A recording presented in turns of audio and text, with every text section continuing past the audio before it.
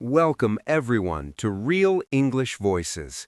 I'm Tom, and with me, as always, is the insightful and wonderfully fluent Ria. Thank you, Tom, and welcome to all our listeners joining us today. It's fantastic to be back here. We've got such a great topic today, haven't we? One that really touches the hearts of so many people around the world, the journey of learning English. Absolutely. We're going deep today. We want this episode to feel like a warm, supportive conversation, like we're sitting with all of you, sharing a cup of coffee and talking honestly about the triumphs and tribulations of mastering this beautiful, but sometimes maddening language. Maddening is the perfect word, Tom. English is a language full of quirks, silent letters, and rules that seem to change just for the fun of it. But it's also the key that unlocks so many doors. It truly is. And that's where we want to start, Ria. For someone who is perhaps just beginning, or maybe they've been studying for a while but are feeling a bit discouraged, why is learning English so important today? What's the real-world impact? Well, the short answer is that English is the undisputed global lingua franca. But that sounds cold and academic, doesn't it? The real importance is personal. Think about it. English is the language of science, of international business, of technology, and perhaps most importantly for many of our listeners, the internet and global culture. That's a massive point. The internet. I mean, if you want to access the vast majority of academic research, high-quality coding tutorials, or even just watch your favorite international content creators, English is often the default language. It opens your world from a handful of local websites to the entire global library. Exactly. And professionally, it's a game changer. It's not just about getting a job in an international company. It's about being able to collaborate with colleagues from completely different countries. It's about that promotion where the job requires you to negotiate with foreign partners. It's the difference between a local career and a global career path. You've seen it firsthand, Ria, haven't you? You came to English later in life. Can you share a little about what motivated you and how it specifically changed your opportunities? Oh, it was a profound shift. I remember feeling so limited. I was working in a creative field, and all the cutting-edge books, the best workshops, the most influential thinkers, they were all communicating in English. I felt like I was standing outside a locked room full of treasure. My initial motivation was sheer frustration and curiosity. I just needed to know what was inside that room. Once I gained fluency, the change was almost immediate. I started getting invitations to international conferences. I could connect directly with authors I admired. And my work, my actual creative output, became much richer because I had access to so many more resources and perspectives. It wasn't just a language skill, it was a total professional and intellectual upgrade. That's such a powerful image, standing outside a locked room. I think many of our listeners can relate to that feeling of wanting to push through the barrier. But let's be honest, that barrier is high for a lot of people. What are the common struggles, the big walls that English learners run into? The biggest one, has to be fear of speaking. The grammar lessons, the vocabulary lists, they're manageable on paper. But when you're face to face with a native speaker or even just trying to order a coffee, the mind goes blank. The fear of sounding silly, of making a mistake is paralyzing. It's like all your knowledge vanishes in a puff of smoke. Oh, absolutely. I've heard this from so many students. They have B2 level grammar knowledge. They can ace a written test. But the second the conversation starts, they revert back to A1 level stuttering. It's not a lack of knowledge, it's a lack of confidence and the pressure of real-time performance. Right. And then there's listening comprehension, which is an entirely different beast. In a classroom, the teacher speaks slowly and clearly. In the real world, people speak fast, they mumble, they use slang, they have regional accents, they contract words, and the whole thing just washes over you like a fast-moving stream. People often say, I understand everything when I read it, but nothing when I hear it. That's because reading is passive and self-paced, but listening is active and dictated by the speaker. You can't stop a real-life conversation and look up a word. That brings us to another huge struggle: vocabulary acquisition and retention. There are so many words in English, and it seems like every single one has three different meanings depending on the context. Precisely. Take a simple word like set. Think of the number of uses. Set the table, a set of keys, the sun sets, to set a goal, a film set. It's overwhelming. Learners spend hours trying to memorize lists and then forget them a week later because they haven't actually used the words in a meaningful context. So let's pivot from identifying the problems to offering some practical, real-world solutions. Let's start with the most feared area: speaking. How do we break through that fear barrier and start actually using the language? The key is to lower the stakes. You have to remove the performance anxiety. My number one tip for speaking improvement is to find a language partner or tutor who is completely non-judgmental and who you pay for their time. Why pay? Because when you pay, you're not imposing on a friend, and you feel obliged to show up and talk. The goal of those sessions shouldn't be perfection. It should be fluency over accuracy. The focus is on getting your meaning across, not conjugating the verb perfectly. I love that. Fluency over accuracy. You need to get comfortable making mistakes. A mistake is just evidence that you're trying. It's not a failure, it's feedback. Another amazing technique I recommend is shadowing. This is where you listen to a short clip, like a minute from a podcast or a news report, and you immediately try to repeat it, mimicking the speaker's tone, intonation, and rhythm as closely as possible. Shadowing is brilliant. It teaches you not just the words, but the music of the language. English is a stress-timed language, and that rhythm is crucial for sounding natural. It helps you blend your speech and stop translating word for word in your head. Exactly. And for our listeners who are alone and maybe feel awkward talking to themselves, which, by the way, you should absolutely do, try narrating your life in English. You're washing the dishes, you say, I am washing the dishes. The water is warm. This plate is clean. It seems silly, but it forces your brain to operate in English in real time about mundane, low-pressure topics. That's a fantastic everyday habit. Let's move to listening, because conquering that fast, real-world pace is so crucial.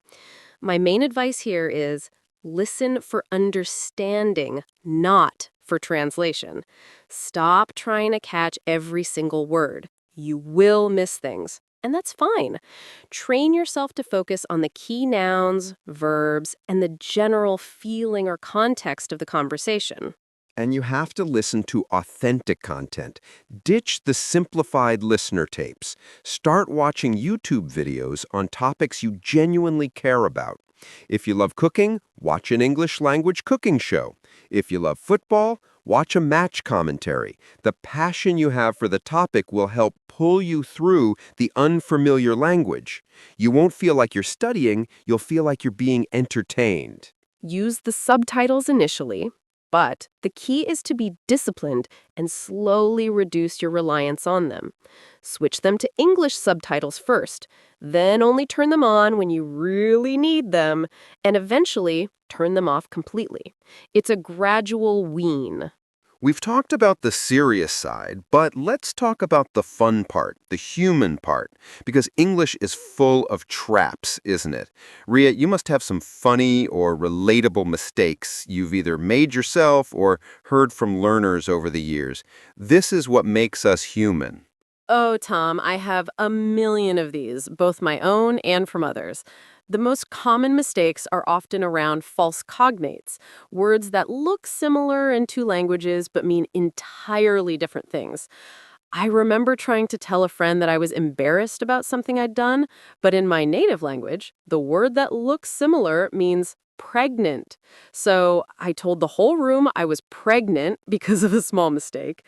The silence and then the burst of laughter were incredible. Oh my goodness, that is a classic. That's a wonderful example of a high-stakes mistake. Mine often involve phrasal verbs.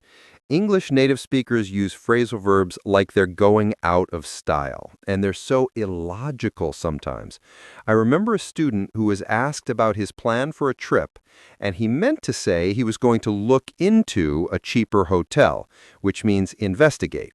But he accidentally said he was going to look upon a cheaper hotel, which is much more formal and usually means to regard or consider something. But he used it in a very literal, almost poetic way. It sounded like he was going to stand on a hill and gaze down upon a majestic yet affordable inn. That's adorable. And the other big one is prepositions. We native speakers barely think about them, but for learners, they are a nightmare. On the table, at the party, in the morning. Trying to explain the difference between on time and in time can drive a person mad. The learner is convinced that if a train is on time, it must also be in time. And we just say no. One means punctual. The other means with enough margin. The only way to learn them is through exposure and repetition. You don't learn prepositions, you absorb them. Exactly. And the mistakes are the stories you tell later. They're the proof that you were brave enough to try. So if you've made a mistake, please be proud of it. It means you put yourself out there. That brings us perfectly to the most crucial element in this entire journey, mindset and motivation. Because learning a language is a marathon, not a sprint. You're gonna have days where you feel like you've forgotten everything. How do you keep going? You have to find your why. Your reason needs to be bigger than simply, I should learn English. Is it to connect with a loved one who speaks English? Is it to study a specific subject at a foreign university? Is it to travel the world without relying on phrase books? Find that deep emotional reason and write it down. When you feel discouraged, read it. That why is your fuel. And you also need to reframe your entire idea of progress. We often think of progress as a straight line, but it's not. It's a messy, jagged climb. You have plateaus where you feel stuck, and you'll have those discouraging days where you feel like you've moved backward. You have to understand that the plateau is where integration happens. It's where your brain is silently organizing and solidifying everything you've learned before the next big jump. Don't quit on the plateau. Such great advice. And you must celebrate the small wins. Don't wait until you're perfectly fluent. Did you manage to follow a whole episode of your favorite English language TV show without subtitles? Celebrate! Did you order a complex meal in English and get exactly what you wanted? Celebrate! Did you use a new idiom correctly in a conversation? Celebrate! These small victories release dopamine, which rewires your brain to associate the language with pleasure, not stress. And the final piece of the mindset puzzle, and this is probably the hardest one, is to embrace your learner identity.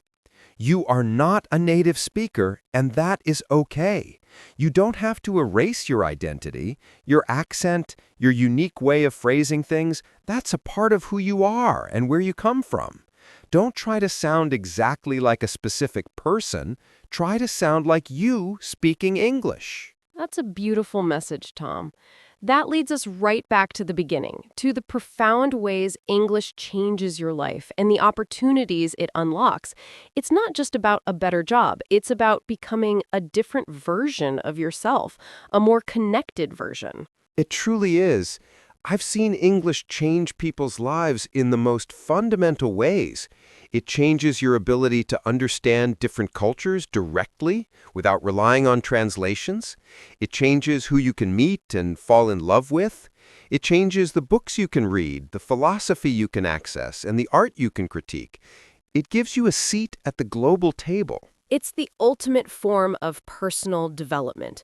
When you gain fluency, you don't just add a skill, you gain a new perspective, a different way of thinking.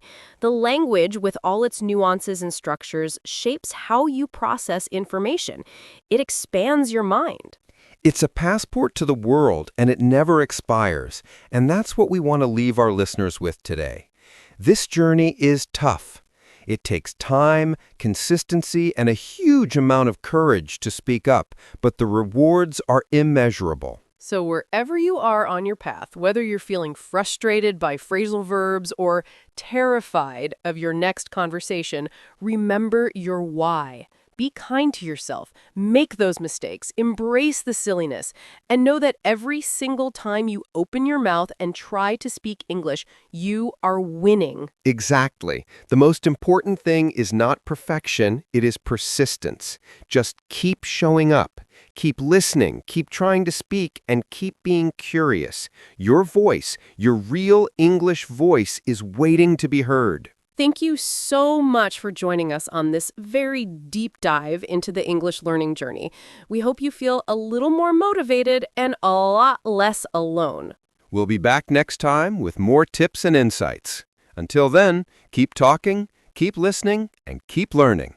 Goodbye for now. Bye, everyone. Absolutely. The upgrade is spaced repetition systems, or SRS. Apps like Anki or Quizlet are lifesavers. They use an algorithm that shows you the words you're learning just before you're about to forget them. It's much more efficient than random review. But crucially, on the digital flashcard, you shouldn't just have the English word on one side and your native translation on the other. Oh, that's a mistake I see all the time. What should they put instead? They should put the English word on one side, and on the other, they should have three things. 1, an English-only definition. 2, a natural example sentence using the word. And 3, a synonym or antonym. This forces your brain to stay in English and build those internal connections instead of constantly routing the information through your native tongue. That's such a subtle but powerful shift. You're forcing the brain to think in English. Let's talk about a huge vocabulary trap, which we touched on. Phrasal verbs. Take off, put up with, come across. They are the bane of every advanced learner's existence. Why are they so difficult, and what's the key to mastering them? Phrasal verbs are difficult because their meaning is often idiomatic, meaning it cannot be derived from the individual words. Look up doesn't mean to literally look upwards, it means to search for information. The key to mastering them is to categorize them by theme, not just alphabetically, and to see them as their own unique vocabulary items. That's a brilliant idea. Theme grouping. Instead of trying to learn all the phrasal verbs starting with get, group them by situation. For example, phrasal verbs for relationships, break up, make up, get along, fall out. Phrasal verbs for travel, set off, take off, check in, drop off. And again, the contextual sentence is mandatory. You can't just learn put up with. You need to learn I cannot put up with his constant complaining anymore. And you must use it in your own sentences that are true to your life. The more personal the sentence, the stickier the memory.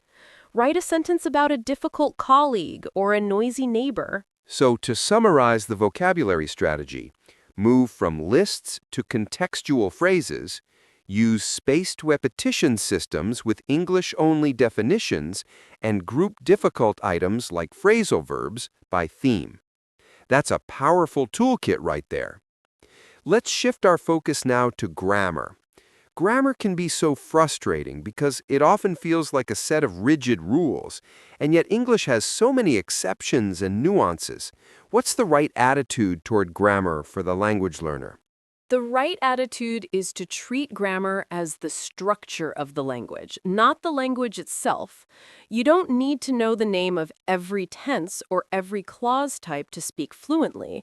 The goal is functional grammar, meaning you need to use the structures correctly enough so that your meaning is clear and you sound natural, not necessarily perfectly textbook accurate. I tell students don't start with the most complex structures. Focus on mastering the basics, the simple present, simple past, and future with will. Get those right 90% of the time, and you can communicate almost anything. Many learners rush to master the present perfect continuous passive tense, which is rarely used, before they can reliably form a simple past question. Precisely. Focus on high-frequency usage. The common pitfalls are often around the tense system. English has so many ways to talk about time. The distinction between the simple past and the present perfect, for instance, is a constant struggle. I went to the store versus I have been to the store. It's a subtle difference, often related to whether the time period is finished or still relevant. And the best way to master these nuances is not by reading a grammar book, but by noticing. This is a powerful technique. When you are listening to a podcast or watching a film, consciously pay attention to how native speakers use a specific structure. If you are struggling with the conditional tense, make a mental note every time you hear a if-then structure. Your brain starts to map the pattern organically. That's active listening at its finest, Tom. It's like being a detective of the language. You're not just passively absorbing, you're hunting for a specific piece of evidence, a specific pattern. And once you've noticed it, the final step is to imitate it immediately. Use the structure you noticed in a sentence about your own life right after you hear it. Let's touch on one of the most frustrating aspects of English grammar: articles, a, an, and the. Native speakers use them without thinking, but they seem to defy all logic for learners. The sun, a chair, no article before information. Any simple guidance there? The best way to think about articles is in terms of specificity. The is a pointer. It means the noun is known or unique to both the speaker and the listener. The cat is on the mat. We both know which cat and which mat. An is for something general or unknown. I need a cat. Any cat will do. And no article is usually for uncountable or general concepts. I like music. You don't count music, it's a concept. That specificity principle is the closest we can get to a universal rule for articles. And just like prepositions, the only true way to master them is through massive exposure. You have to read and listen so much that the presence or absence of an article in a specific place simply starts to sound right or wrong to you. It becomes instinctual, not intellectual. Ria, we talked about the fear of speaking. Let's talk about how to get beyond those initial forced conversations with a tutor or a language partner and actually integrate English into a learner's social life. How do you make the leap to social fluency? This is where the emotional and human element comes in, Tom. You have to treat the language as a tool for connection, not as a subject for study. Find an interest group that meets in English, even if it's just online. Don't go to an English practice group. Go to a book club, a Dungeons and Dragons group, a chess club, or a meditation group that happens to use English. That's a brilliant distinction. You are shifting the focus from the language to the activity. Your brain is distracted by the goal of the activity, winning the game, discussing the book, and it forgets to be terrified of the language itself. The language becomes secondary, the connection becomes primary. Exactly. And this is where people find the confidence to use slang and idioms, which is a key part of social fluency. Slang is the emotional vocabulary of the language. You don't learn how to say, I'm thrilled, in a classroom. You learn it from a friend saying, I'm stoked, or I'm buzzing. And you have to allow yourself to sound unnatural at first. When you try to use an idiom like break a leg for the first time, you might feel silly, but every time you use it and someone understands you, that phrase becomes a tiny bit more yours. It's a process of linguistic appropriation. And this is a great place to talk about code switching for a moment. Don't feel guilty if you still use your native language sometimes, especially in a social setting with people who share your first language. It's a very natural part of being bilingual. You can start a conversation in your native language, and when you're comfortable, switch to English for a specific topic, and then switch back. It reduces the cognitive load and keeps the conversation flowing. That's a very honest and real-world perspective. Language learning isn't an all-or-nothing switch. It's a dimmer, and you can adjust the intensity. Let's talk about the final stage of fluency, which is pronunciation and accent. This is another big emotional sticking point for many learners. Ugh, the accent. This is tied to identity. Many learners feel like they must eliminate their accent to be understood or respected, and that is simply not true. The goal is not to have a native accent. The goal is to have a clear, intelligible accent. Clarity over perfection. The most important things for clarity are vowel sounds and word stress. English has a huge number of vowel sounds that often don't exist in other languages. The difference between ship and sheep, or cut and cot. If you mispronounce a vowel, you change the word completely. And word stress is even more critical for comprehension because English is a stress-timed language. Putting the stress on the wrong syllable can make the word completely unrecognizable to a native speaker. For example, the difference between the noun present, a gift, and the verb present, to give a presentation. Mastering stress is the secret to clear speech. And the best technique for both vowel sounds and stress is to slow down. Many pronunciation errors occur because the learner is rushing, trying to keep up. When you slow down, you give your mouth and your tongue time to form the correct shapes, and you give your brain time to place the stress correctly. Ria, let's go back to the idea of English changing your life and the opportunities it unlocks. We talked about professional life, but what about emotional and personal opportunities? How does learning a new language change you as a person? It fundamentally changes your empathy and worldview, Tom.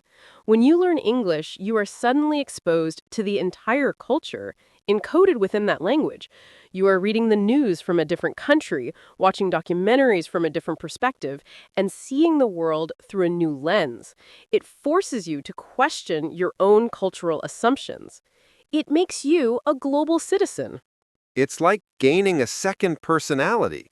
You start noticing that you express yourself differently in English than you do in your native language. Maybe you're more direct or more sarcastic or more emotionally open. The language frees you from the social constraints and habits of your first language. It's liberating.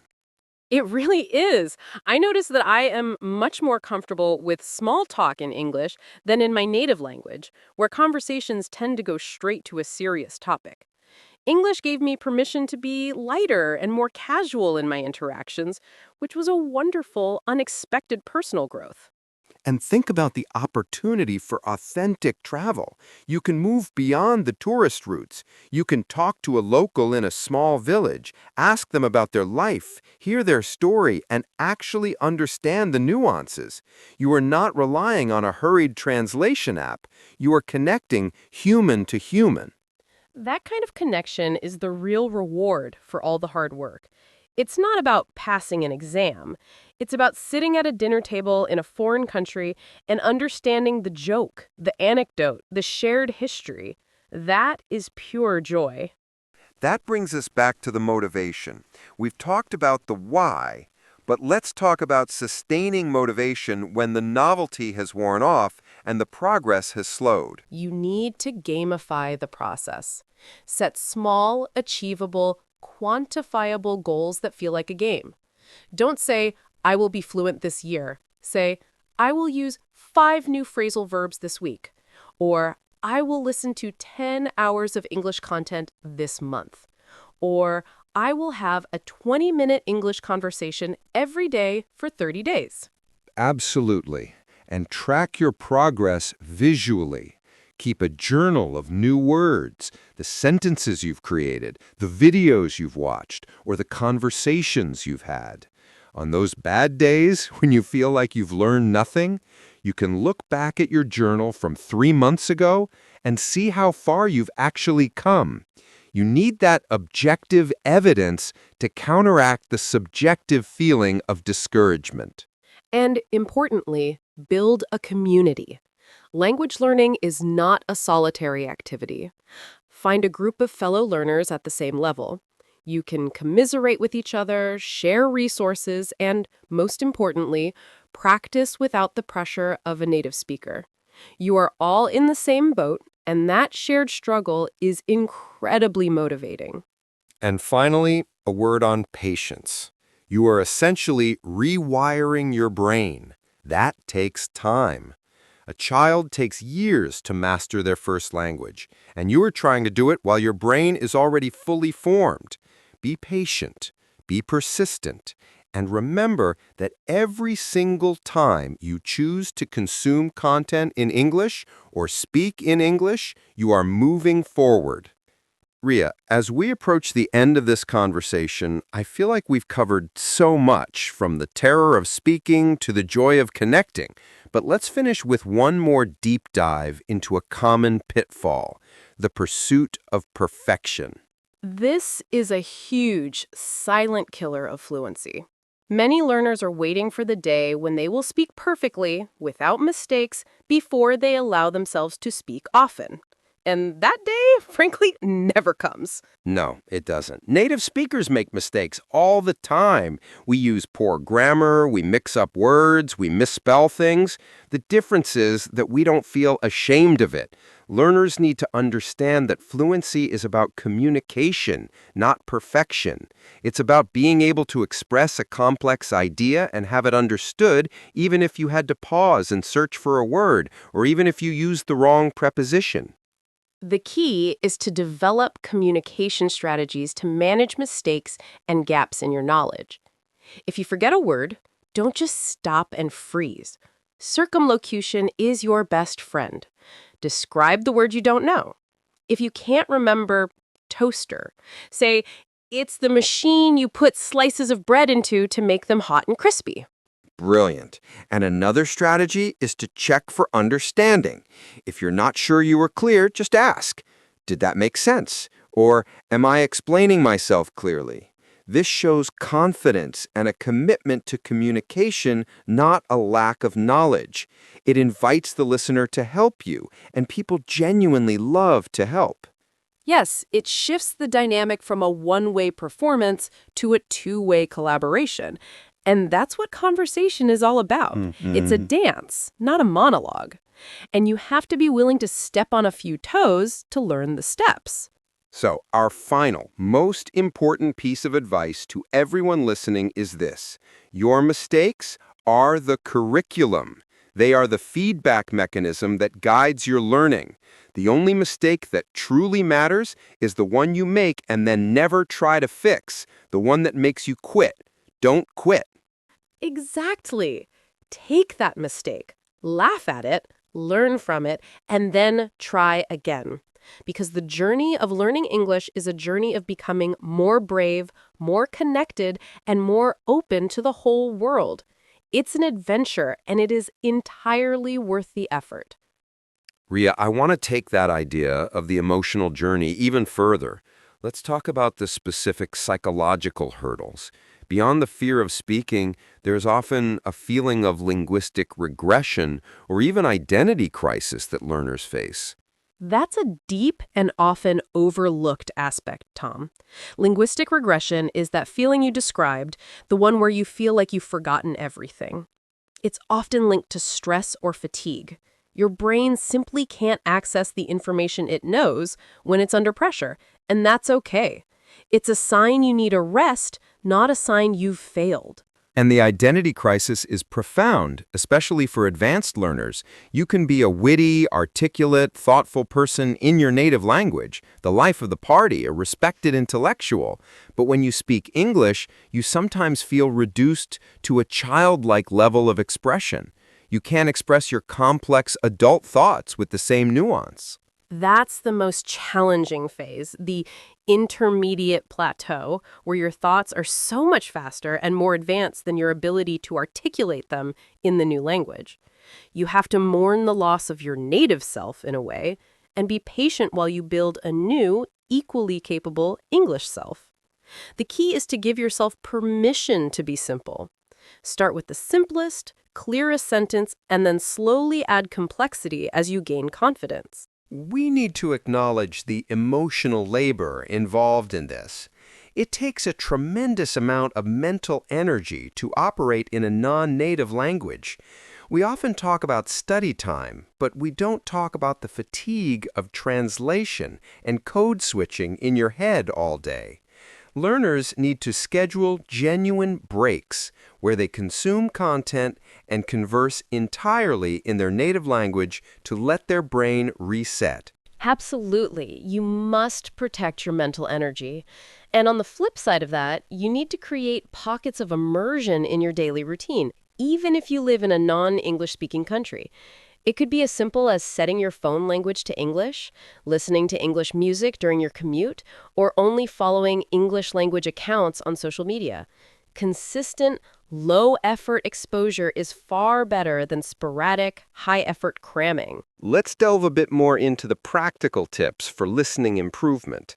We mentioned authentic content, but how do we make the jump from listening to understanding fast speech? Fast speech is all about connected speech, the way native speakers link words together. They don't say turn off, they say turn off. They don't say going to, they say gonna. The key is to train your ear to hear the rhythm and the reductions. My favorite exercise for this is dictation. Dictation sounds old school, but it's incredibly effective. Tell our listeners how to do it. You take a short, challenging audio clip, maybe a minute long. Listen to it once for general understanding. Then listen to it again, pausing frequently, and write down exactly what you hear, word for word. You will be amazed at how many words you thought you heard are actually completely different. Then you check the transcript and analyze the places where you missed the words. You'll see that the words you missed are almost always the ones that were reduced, linked, or blended. That's pure ear training. It forces you to focus on the sounds, not the individual words. And I would add to that, focus on word endings. Native speakers often drop the final T or D sound, which makes it hard to distinguish between past tense verbs and present tense verbs. Consciously listening for those subtle final sounds is a game changer for comprehension. And a fun way to do this is with music. Find a song you love with a clear vocalist, listen to it multiple times, and try to write down the lyrics yourself before looking them up. Singing along forces your mouth to mimic the connected speech, and that physical act helps your brain to recognize the sounds when you hear them. Tom, we've talked about a lot of structured techniques, but let's talk about the unstructured, intuitive learning that happens outside of a classroom, the kind of learning that happens through sheer passion. That's the most powerful kind, Tom. It's what I call passive immersion. You have to find a way to make English feel like a friend, not a school subject. For me, it was binge-watching television shows without the subtitles. At first, I understood 20%. I got frustrated, but I kept going because I loved the story.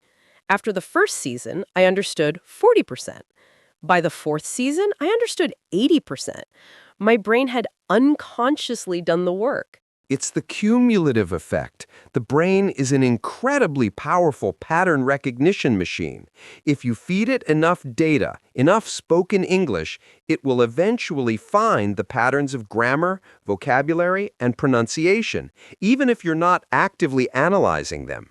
The key is quantity. You need massive amounts of input.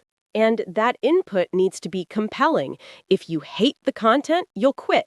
If you find a podcast that makes you laugh, a YouTube channel that teaches you a skill, or a book that you can't put down, the learning will happen almost by accident.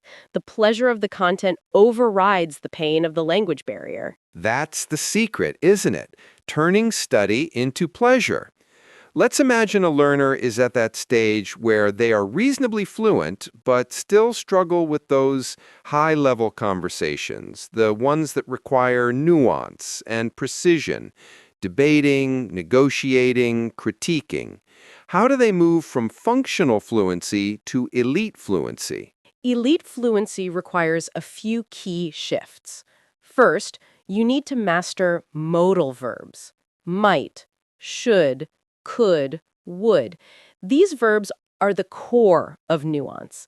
They allow you to express degrees of certainty, possibility, obligation, and suggestion. The difference between "you must do this" and "you could consider doing this" is huge in a negotiation.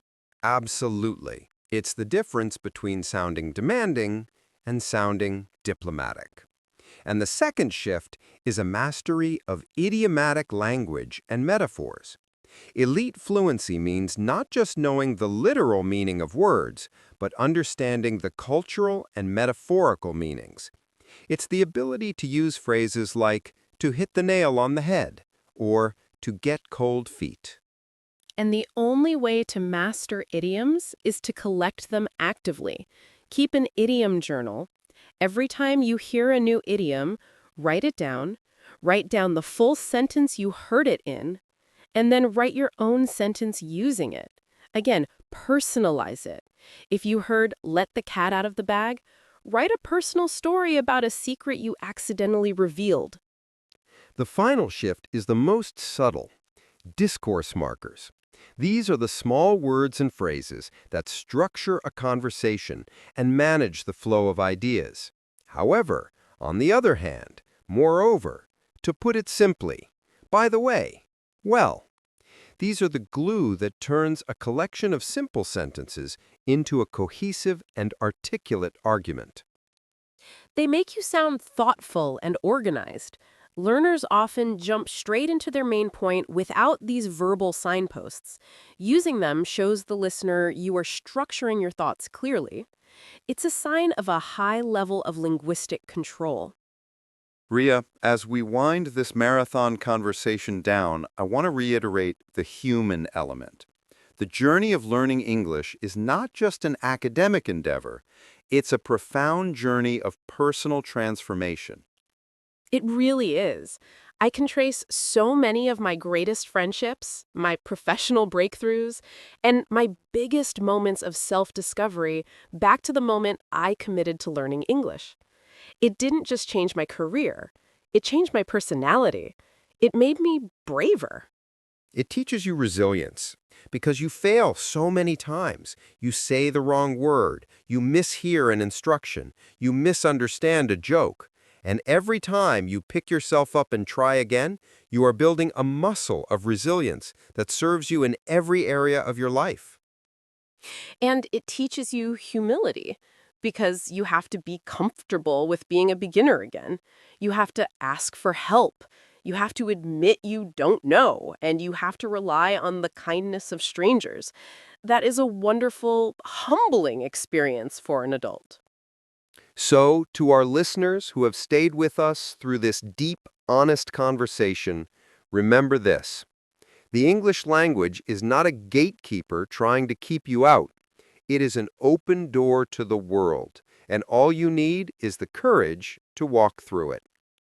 Don't let the fear of sounding imperfect hold you back from the joy of genuine connection. The world needs to hear your voice, your ideas, and your unique perspective. And the key to sharing it is to speak without apology. Find your why, embrace your mistakes, build your supportive community, and commit to the small, daily, enjoyable exposures. The path to fluency is long, but it is also the most rewarding journey you will ever take. Thank you, Tom, for such an engaging and a heartfelt conversation. It's been a pleasure to share this space with you and all our listeners. And thank you, Ria. And to all of you, keep learning, keep growing, and keep sharing your real English voice. We'll talk to you next time. Goodbye for now, everyone.